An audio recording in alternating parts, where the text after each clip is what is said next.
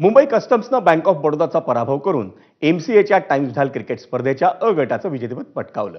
ऋग्वेद मोरेची द्विशतकी खेळी आणि आकाश पारकरचा भेदक मारा हा मुंबई कस्टम्सच्या विजयात निर्णायक ठरला. एमसीएच्या बीकेसीतल्या मैदानात झालेल्या अंतिम सामन्यात मुंबई कस्टम्सनं आपला पहिला डाव 8 बाद 426 धावांवर घोषित केला होता. सलामीच्या ऋग्वेद मोरेनं 352 चेंडूत 238 धावांची खेळी केली. त्यात 29 चौकार आणि 3 षटकारांचा समावेश होता. याशिवाय विक्रांत औटीनं 47 तर ऐश्वर्य सुर्वेनं 40 धावांचं योगदान दिलं. त्यानंतर कस्टम्सच्या प्रभावी आक्रमणासमोर बँक ऑफ बडोदाचा डाव हा 223 धावात आटोपला. कस्टम्सच्या आकाश पारकरनं 67 धावात 6 फलंदाजांना माघारी धाडलं, तर अथर्व भोसलेनं 3 विकेट्स घेऊन त्याला छान साथ दिली.